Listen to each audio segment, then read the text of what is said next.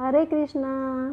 आपका मेरे चैनल माँ ब्रह्मांड की कृपा में स्वागत है। मैं आज आपको गणेश चतुर्थी के पीछे की कहानी क्या है और गणेश जी की मूर्ति को पानी में क्यों विसर्जित किया जाता है और गणेश चतुर्थी मनाने का क्या कारण है और कैसे हुई गणपति विसर्जन की शुरुआत, इन सब की जानकारी इसी कहानी में आपको दूंगी। आप ध्यानपूर्वक सुनिएगा।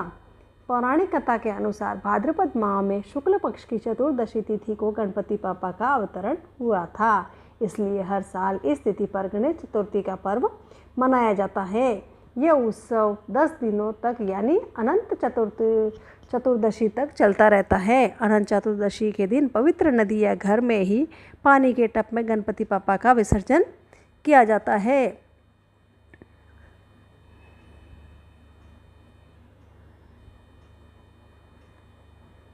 और गणेश चतुर्थी के पीछे की कहानी क्या है इसके बारे में बताऊंगी। गणेश चतुर्थी के पीछे की कहानी इस प्रकार है। ऐसा माना जाता है कि इस दिन ही शिव जी ने गणेश जी को पुनर्जीवित किया था। अपने कहानियों में देखा होगा कि शिव जी ने गुस्से में गणेश जी का सर धड़ से अलग कर दिया था। इसके बाद माता पार्वती की नाराजगी को दूर करने के लिए शिव जी ने गणेश जी को हाथी का मस्तक लगाकर जीवन दान दिया था। इसलिए भी इसी दिन हम गणेश चतुर्थी मनाते हैं। और गणेश जी की मूर्ति को पानी में क्यों विसर्जित किया जाता है इसके बारे में भी आपको बताती हूँ। यह अनुष्ठान भगवान गणेश के जन्म चक्र को दर्शाने के लिए किया जाता है। जिस तरह उन्हें मिट्टी पृथ्वी से बनाया जाता था, उसी तरह उनकी प्रतीकात्मक प्रतिमा भी बनाई जाती है। मूर्ति को पानी में विसर्जित किया जाता है ताकि गणेश भक्तों के घर या मंदिर में रहने के बाद भी अपने घर पर वापस आ सके, जहां गणेश चतुर्थी का अनुष्ठान आयोजित किया जाता है। और गणपति विसर्जन की शुरुआत कहाँ से हुई इसकी भी जानकारी दूंगी। आप ध्यानपूर्वक सुनिए। गणेश चतुर्थी के दिन गणेश जी की स्थापना करने की मान्यता है और उसके 10 दिन बाद उनका विसर्जन किया जाता है। कई लोग यह जानने के लिए उत्सुक होंगे कि आखिर भगवान गणेश को इतनी श्रद्धा के साथ लाने और पूजने के बाद उन्हें विसर्जन क्यों किया जाता है। धर्मशास्त्रों के अनुष्ठान इसके पीछे क्या बेहद ही महत्वपूर्ण कथा छिपी हुई है। पौराणिक कथा के अनुसार महर्षि वेदव्यास ने भगवान गणपति जी को महाभारत की रचना को कर्मबद्ध करने की प्रार्थना की थी। गणेश चतुर्थी के ही दिन व्यास जी ने श्लोक बोलते गए और गणेश जी उसे लिखित रूप में करते गए। 10 दिनों तक लगातार लेखन करने के बाद गणेश जी पर धूल मिट्टी की परत जम गई थी।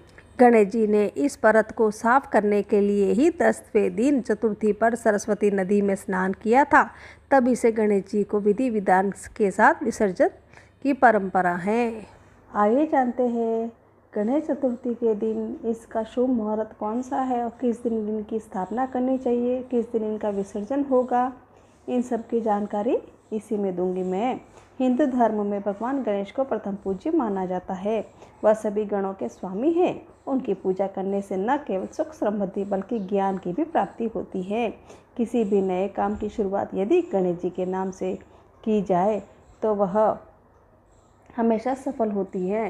इन सप्ताह में बुधवार का दिन ही उनकी पूजा के लिए समर्पित होता है। वही विशेष फल की प्राप्ति के लिए भाद्रपद माह और भी शुभ होता है। हिंदू धर्म में इस माह को भगवान गणेश के जन्म से जोड़ा गया है। बता दें, भाद्रपद माह के शुक्ल पक्ष की चतुर्थी तिथि पर भगवान गणेश का जन्म हुआ था।